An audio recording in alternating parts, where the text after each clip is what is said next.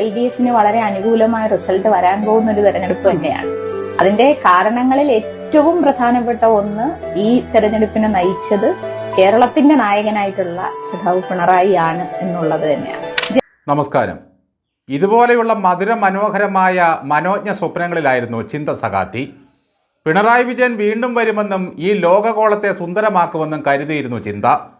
അതുകൊണ്ട് UDF അധികാരത്തിൽ വരുമെന്നുള്ളൊരു ചിന്തയെ എന്നെ സംബന്ധിച്ചില്ല. 10 വർഷം കൊണ്ട് നമ്മൾ നേടിയെടുത്തൊരു നേട്ടമുണ്ട്. അതെങ്ങാനും ഒന്ന് മാറി വേറൊരു ഭരണം വന്നാൽ വീണ്ടും ഒരു 15 വർഷം കേരളം പുറകോട്ട് പോകും.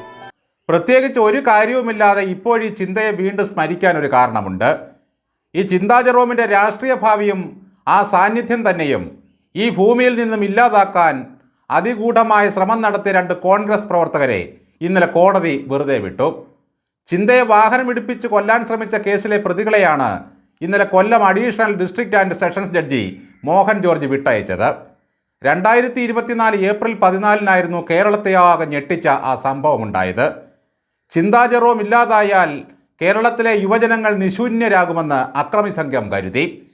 ചിന്തയുടെ ആ വെളിച്ചം അണച്ചു കളയുക എന്നതായിരുന്നു ആ യൂത്ത് കോൺഗ്രസ്സുകാരുടെ ഉദ്ദേശം. 2024 ഏപ്രിൽ 14 ആ സംഭവം നടന്നത്. പാർലമെൻറ്റ് തെരഞ്ഞെടുപ്പുമായി ബന്ധപ്പെട്ട് ഒരു ചാനൽ ചർച്ചയിൽ പങ്കെടുക്കുകയായിരുന്നു ചിന്താ ജെറോം. ചിന്തയെ എതിരിടാൻ വന്ന എതിരാളികളെയെല്ലാം അവർ വാക്കിൻ്റെ മൂർച്ച കൊണ്ട് അരിഞ്ഞു തള്ളിക്കൊണ്ടിരുന്നു. ആർക്കും ചിന്തയ്ക്ക് മുമ്പിൽ പിടിച്ചു നിൽക്കാൻ കഴിയില്ല എന്ന അവസ്ഥ വന്നു. UDF ആ ചാനൽ ചർച്ചയിൽ പൊളിഞ്ഞടുങ്ങി. ഞങ്ങൾ കൊടുത്ത പൊതിച്ചോറിൻ്റെ മഹാത്മ്യങ്ങളൊക്കെ ചിന്ത വർണ്ണിച്ചത് കേട്ടപ്പോൾ എതിരാളികൾക്ക് മറുപടിയൊന്നും പറയാനില്ലായിരുന്നു. തിരുമുല്ലവാരം ബീച്ചിലായിരുന്നു ആ ചർച്ച നടന്നത്. ചിന്തയുടെ വിപ്ലവാത്മകമായ മറുപടികൾ കേട്ട് തിരമാലകൾ ആടിയുലഞ്ഞു. കടൽ ക്ഷോഭിച്ചു വശായി. ചാനൽ ചർച്ചയിൽ പാർട്ടിയെ ജയിപ്പിച്ച ശേഷം ചിന്ത പുറത്തേക്കിറങ്ങി. തിരികെ വീട്ടിലേക്ക് മടങ്ങിയ ചിന്തയെ ലക്ഷ്യമിട്ട് അക്രമി സംഘം പതുങ്ങി ഇരിക്കുന്നുണ്ടായിരുന്നു. പെട്ടെന്നതാ ഒരു കാർ പൊടി പറത്തിക്കൊണ്ട് അതിശീഘ്രം പിന്നിലേക്ക് വരുന്നു. ആ വാഹനം ചിന്താ ജെറോമിനെ ഇടിച്ചിടുന്നു. ഒരു വിപ്ലവകാരി ഒരിക്കലും പതറാൻ പാടില്ല. എന്താണ് സംഭവിക്കുന്നത് എന്ന് തിരിച്ചറിയുന്നതിന് മുമ്പ് തന്നെ ചിന്ത അത്ഭുതകരമായി ഓടിമാറുന്നു. ഒരു ഞൊടി മാറിയിരുന്നെങ്കിൽ ഇന്ന് ചിന്ത ഈ ലോകത്തുണ്ടാകുമായിരുന്നില്ല. വിവരം കാട്ടുതീ പോലെ പടർന്നു. സഖാക്കൾ ഓടിക്കൂടി. ചിന്തയെ കൊലപ്പെടുത്താൻ ശ്രമിച്ചത് യൂത്ത് കോൺഗ്രസ്സുകാരായിരുന്നു. അവരുടെ പേര് സെയ്ദ് മുഹമ്മദ് അലി എന്നും സെയ്ദ് അലി എന്നുമായിരുന്നു. വനിതയായ ഒരു യുവ വിപ്ലവകാരിയെ യൂത്ത് കോൺഗ്രസ്സുകാർ കാറിടിച്ച് കൊലപ്പെടുത്താൻ ശ്രമിച്ച വാർത്ത കൈരളിയും ദേശാഭിമാനിയും ഏറ്റെടുത്തു. അന്ന് പിണറായി വിജയനാണ് കേരളം ഭരിച്ചുകൊണ്ടിരുന്നത്. ചിന്തയുടെ ശരീരത്ത് ഒരു പോറലേറ്റാൽ പോലീസ് വെറുതെ വിടുമോ? ചിന്തയെ മനഃപൂർവ്വം കാറിടിപ്പിച്ച് കൊലപ്പെടുത്താൻ ശ്രമിച്ചു എന്ന് കാട്ടി കൊല്ലം വെസ്റ്റ് പോലീസ് ഒരു കേസ് രജിസ്റ്റർ ചെയ്തു. തങ്ങളിത് മനഃപൂർവ്വം ചെയ്തതല്ല എന്നും കാർ പിന്നിലേക്കെടുത്തപ്പോൾ അബദ്ധത്താൽ തട്ടിയതാണെന്നും പ്രതികൾ പറഞ്ഞു നോക്കിയിട്ടും രക്ഷയുണ്ടായില്ല. ഈ വിപ്ലവകാരികളെല്ലാം തന്നെ എപ്പോഴും വർഗവഞ്ചകരുടെയും വർഗീയവാദികളുടെയും പ്രതിക്രിയാവാദികളുടെയും ശത്രുപക്ഷത്താണെന്നും തങ്ങൾക്ക് നേരെ ഏത് നിമിഷവും ഒരാക്രമണം നടക്കുമെന്ന് കരുതിയാണ് കമ്മ്യൂണിസ്റ്റുകാർ ജീവിച്ചു വരുന്നത്. അങ്ങനെയൊന്ന് ഒത്തുകിട്ടിയാൽ അവരുടെ മൈലേജ് വർദ്ധിക്കുകയായി. എത്രമാത്രം ആപൽക്കരമായ സാഹചര്യങ്ങളിലൂടെയാണ് ഞങ്ങൾ ഈ നാട്ടിൽ രാഷ്ട്രീയ പ്രവർത്തനം നടത്തുന്നത് എന്ന് സമൂഹത്തെ അറിയിക്കണം. എന്തായാലും 2 വർഷത്തെ നീണ്ട വിചാരണയ്ക്കൊടുവിൽ ഇന്നലെയാണ് ആ പ്രതികളെ കോടതി വെറുതെ വിട്ടത്.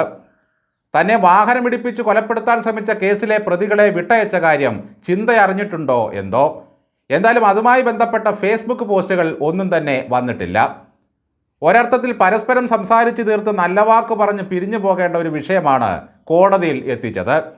പക്ഷേ അണികളെ മൂപ്പിച്ചു നിർത്തണമെങ്കിൽ ഇതുപോലെയുള്ള ക്രിമിനൽ കേസുകളും പരിപാടികളുമൊക്കെ നമുക്ക് വേണ്ടി വരും. ചിന്തയെപ്പോലെ ഒരാളെ ആരും കൊല്ലേണ്ടതില്ല. ഒരു ചാനൽ ചർച്ചയ്ക്ക് കിട്ടിയാൽ മാത്രം മതി അവിടെ ഇരുത്തി വധിച്ചു കളയും എതിരാളികൾ. ഒരു പ്രസംഗം കേട്ടാൽ ചിന്തയെ ജനം വധിക്കും. അത്രമേൽ ദുർബലവും പൈങ്കിളിവൽക്കരിക്കപ്പെട്ടതുമാണ് അവരുടെ ചിന്തകളും വാക്കുകളും. ബാലസംഘത്തിൽ നിന്നും പഠിച്ചു വന്ന പ്രസംഗശൈലി രൂപപ്പെടുത്തിയെടുത്തതല്ലാതെ യാതൊരുവിധമായ രാഷ്ട്രീയ ബോധ്യങ്ങളും അവരുടെ വാക്കുകളില്ല. അത്യുച്ചത്തിലും സ്ഫുടമായും സംസാരിച്ച ആളുകളെ തൽക്കാലം ഒന്ന് പിടിച്ചിരുത്തുക എന്നതല്ലാതെ വേറെ ഒരു ലക്ഷ്യവും ഇവരുടെ പ്രസംഗങ്ങൾക്കില്ല. കേരളത്തിലെ ഏതെങ്കിലും ഒരാൾക്ക് ചിന്തയെപ്പോലെ ഒരാളെ കാറിടിപ്പിച്ച് മനഃപൂർവ്വം കൊല്ലണമെന്ന് തോന്നേണ്ട ഒരു കാര്യവുമില്ല. കൊല്ലം ജില്ലയിലെങ്കിലും പാർട്ടിയുടെ അടിവേര് മാന്താൻ ചിന്ത ചെയ്യാവുന്നതെല്ലാം ചെയ്യുന്നുണ്ട്. രാഷ്ട്രീയ എതിരാളികൾ ഇത്രമാത്രം പരിഹാസത്തോടെയും ആക്ഷേപത്തോടെയും കാണുന്ന ഒരു വനിതാ പോരാളി കേരള രാഷ്ട്രീയത്തിൽ വേറെയില്ല. ഉദാഹരണത്തിന് ചുരിദാർ അണിഞ്ഞ് കാതിൽ കമ്മലിട്ട ഒരു എ റഹീമാണ് ഈ ചിന്ത. വിദ്യാഭ്യാസമുള്ളതിൻ്റെ ഒരു ലക്ഷണവും ഇവരുടെ ഇംഗ്ലീഷ് ഭാഷാ പ്രയോഗത്തിൽ കാണാനേയില്ല. ഒന്ന് ആലോചിച്ച് നോക്കൂ. നവലിബറൽ കാലഘട്ടത്തിലെ മലയാള കച്ചവട സിനിമയിലെ പ്രത്യയശാസ്ത്ര അടിത്തറയായിരുന്നു ചിന്തയുടെ ഗവേഷണ വിഷയം. ഇംഗ്ലീഷ് സാഹിത്യത്തിലാണ് ചിന്ത ഗവേഷണം പൂർത്തിയാക്കിയത്. 2021 ഡോക്ടറേറ്റ് ലഭിച്ചു. കമ്മ്യൂണിസ്റ്റ് പ്രസ്ഥാനം വിഭാവനം ചെയ്ത ജാതിരഹിത കാഴ്ചപ്പാടിൽ വെള്ളം ചേർക്കുന്നതാണ് പ്രിയദർശൻ്റെയും രഞ്ജിത്തിൻ്റെയും സിനിമകളെന്നൊക്കെ പറഞ്ഞ് ഇങ്ങനെ വരുന്നതിനിടയിലാണ് വാഴക്കുല എന്ന കവിതയിലേക്ക് എത്തുന്നത്.